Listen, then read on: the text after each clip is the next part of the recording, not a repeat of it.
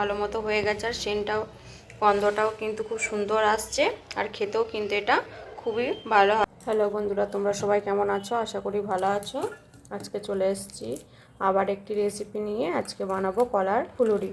তার জন্য এখানে আমি নিয়ে নিয়েছি দুটো কলা, যে কোনো কলা নিতে পারো। আমি এখানে দুটো সিঙ্গাপুরি কলা নিয়েছি। তো এবার এটাকে ভালো মতো হাতে করে মেখে নিচ্ছি।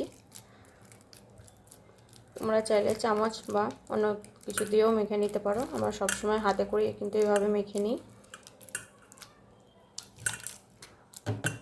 এখন কিন্তু আমার কলাটা ভালো মতো মাখা হয়ে গেছে। আর এখানে আমি দিয়ে দিচ্ছি বড় কাপের 1 কাপ পরিমাণ আটা বা ময়দা, আর দিয়ে দিচ্ছি মিষ্টির জন্য চিনি বা গুড়, এখানে যা কিছু নিতে পারো। আমি এখানে নিয়ে নিচ্ছি 4 চা চামচ পরিমাণ চিনি,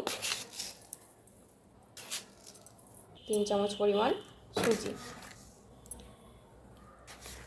ভিডিওটি স্কিপ না করে পরস্পর কিন্তু দেখতে থাকো। ছোটো চামচের হাফ চা চামচ নুন আর 1 চা চামচ মিল্ক পাউডার দিচ্ছি। এখানে কিছুটা কালো জিরে দিয়ে দিচ্ছি মৌরি।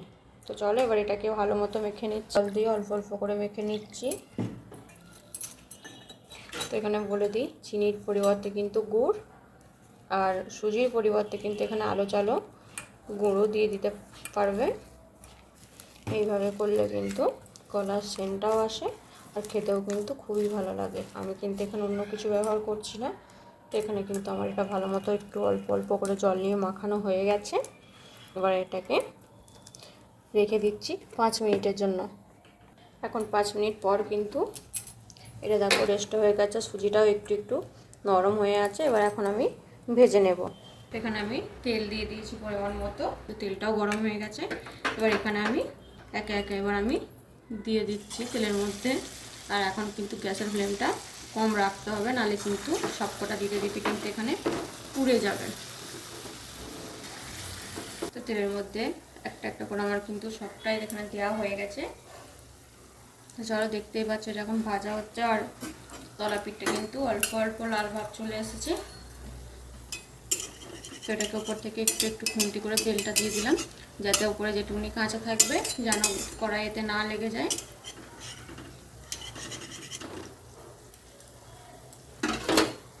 এখন এই পিঠটা পুরোপুরি লাল হয়ে গেছে, তার জন্য আমি কিন্তু একে একে এখানে উল্টে নিচ্ছি সবগুলোই।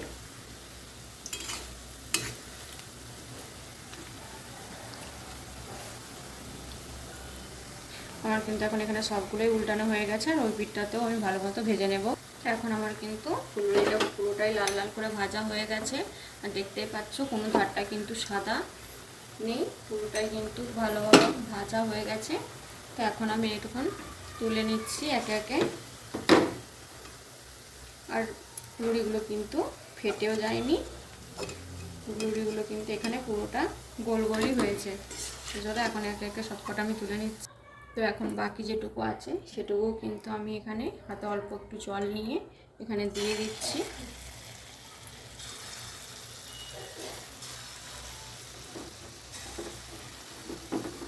তো এখানে এখন সবকটা আমার দেওয়া হয়ে গেছে। এটাকে আমি ভালোভাবে ভেজে নেব।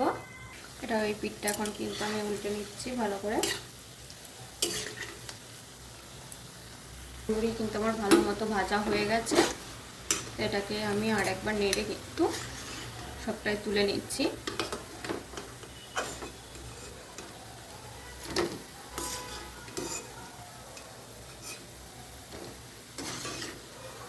আমার কিন্তু এখানে সবই তোলা হয়ে গেছে। ভিডিওটি ভালো লাগলে লাইক করে দেবেন, চ্যানেলটাকে সাবস্ক্রাইব করে দেবেন, আর কমেন্টে অবশ্যই জানাবেন রেসিপিটি আপনাদের কেমন লাগলো। তো এখন দেখো এটা কিন্তু খুব ভালো মতো হয়ে গেছে, আর সেন্টটাও গন্ধটাও কিন্তু খুব সুন্দর আসছে, আর খেতেও কিন্তু এটা খুবই ভালো হয়। এটা কিন্তু নরমই হয়, শক্ত কিন্তু হয় না। তো তার জন্য তোমাদের এখানে কিন্তু আমি একটা ভেঙে দেখিয়ে দিচ্ছি। দেখো ভেতরটা ঠিক কতটা নরম হয়েছে, আর ভেতরটা কিন্তু কাঁচাও নেই, এখন একটু গরম আছে, তার জন্য কিন্তু একটু নরম আছে। জুড়িয়ে গেলে কিন্তু এটা পুরোপুরি ঠিকঠাক হয়ে যাওয়ার। ভেতরটা কিন্তু দেখো কতটা ঠিক ফাঁপ হয়েছে। তো আজকের মতো এখানেই শেষ, দেখা হচ্ছে আবার পরবর্তী ভিডিও নিয়ে।